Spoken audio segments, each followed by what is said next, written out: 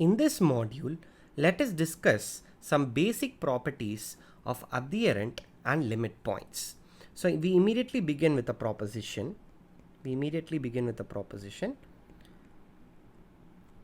Let A subset of R and X in R be a limit point.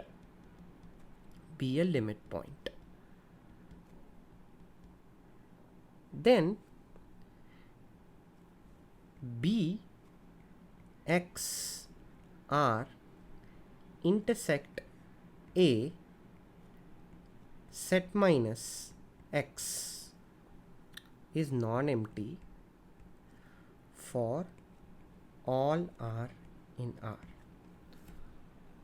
What this is saying is, if you take a limit point of the set A, then whatever small open ball around that limit point that you take, there is a point in A that intersects this ball, and that point is not X. That means you can always find a point in A that gets as close to X as you desire, but that point is not X itself. That is captured by saying that for each R, you can find a point that is there in this set. Okay. Proof.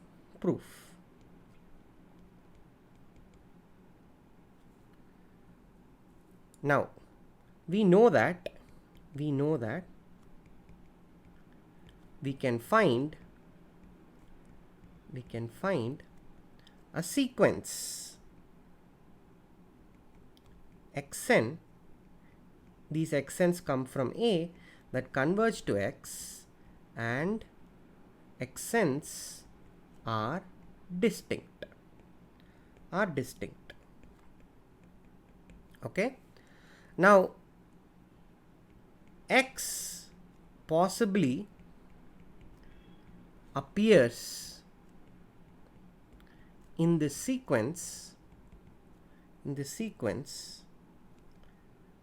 at most once, right? Because this is a sequence of distinct elements, if X were to appear in the sequence, it can appear at max once. Okay, we can ignore this singular appearance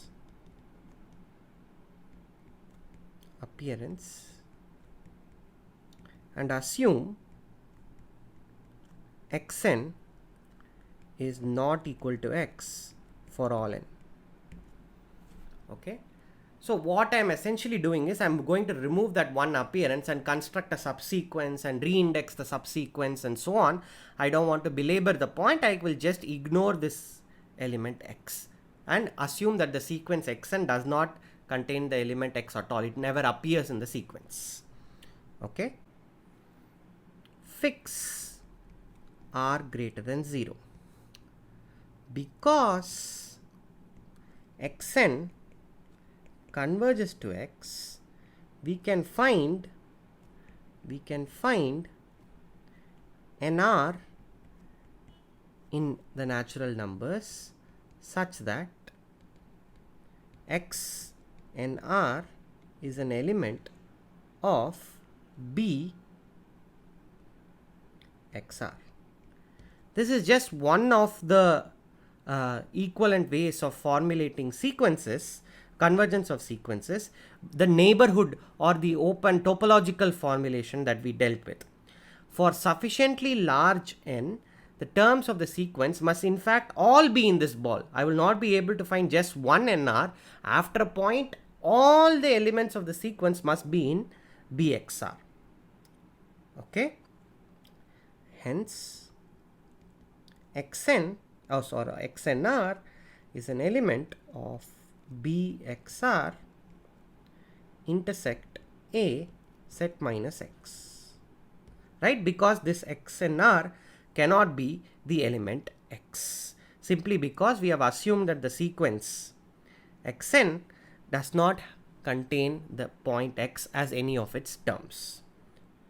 Okay, well, not only is this proposition true, the converse of this proposition is also true, which I am going to leave as a nice exercise in sequences. Exercise. Show the converse of the above proposition.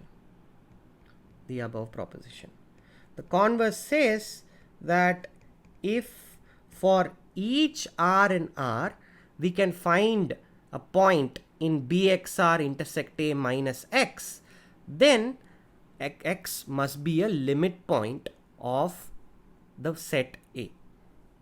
Okay.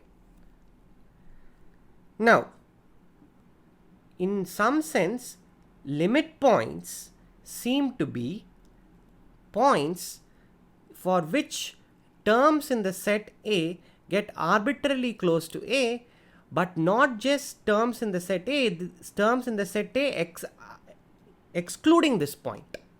Okay. Now, another exercise for you. Formulate a similar proposition. Formulate and prove a similar proposition for adherent points.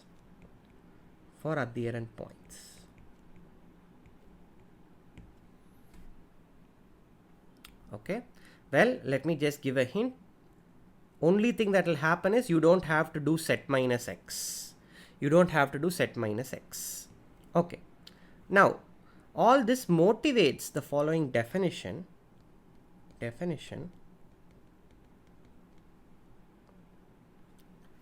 Let A be a set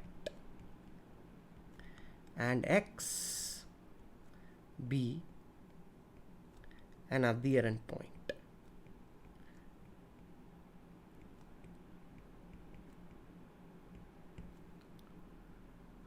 If x is not a limit point,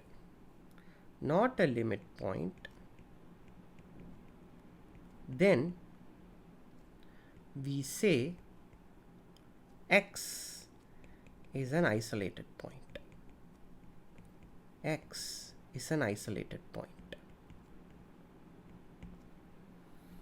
Okay.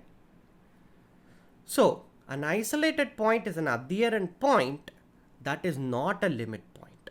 Well, how can a point be a isolated point? Well, let's look at an example. Look at again the real line and look at this set. I'm just taking an open set AB. Then I'm taking another point C somewhere far away. Okay. Now we already know that the set of adherent points is going to be the closed set AB union this single point C. And we already know that the set of limit points is going to be this closed set AB.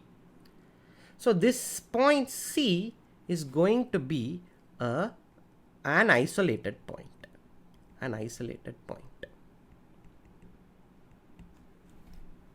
Okay. So from the formulation, this previous proposition that we have, that a point is a limit point, then Bxr intersect A minus x should be non-empty, and the converse, which I have left for you as an exercise, combining this, we have the following proposition, which is just follows from understanding the meaning of the definitions and the previous proposition. If x is an isolated point of A,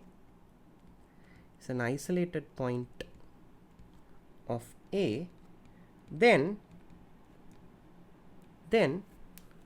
first of all, x must be in A. You cannot have an isolated point of A that is not an element of A. This is simply not the case for limit points. You could have limit points that are not elements of the set A. Second, for some r greater than 0, Bxr intersect A is just the set with x. right? The converse of the previous proposition said that if a point is going to be a limit point, that means that every intersection bxr intersect a must contain some element apart from x.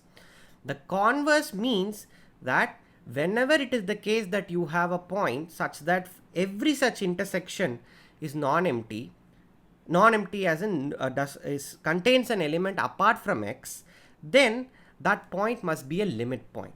But here bxr intersect a is just the set with x. For some r greater than 0, we must have this. Proof. The proof is very easy. Since x is not a limit point for some r greater than 0, bxr intersect a must contain no point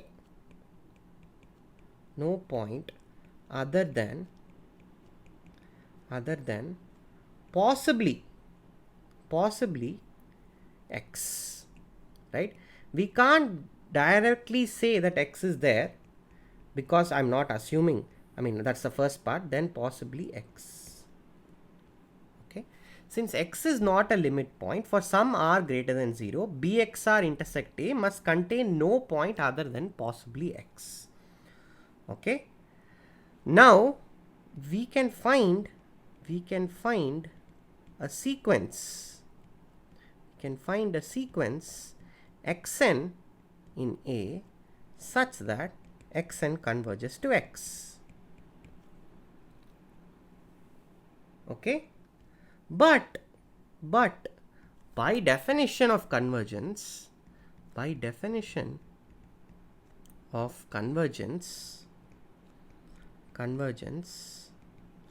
Xn is in Bxr for large n. The only way this is possible is,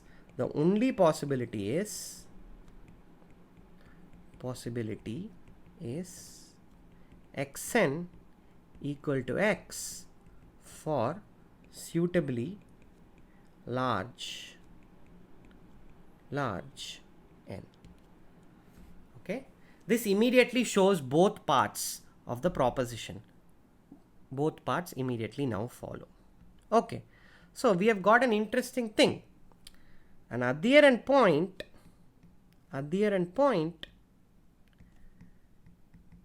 of A is either a limit point or an isolated point, but never both.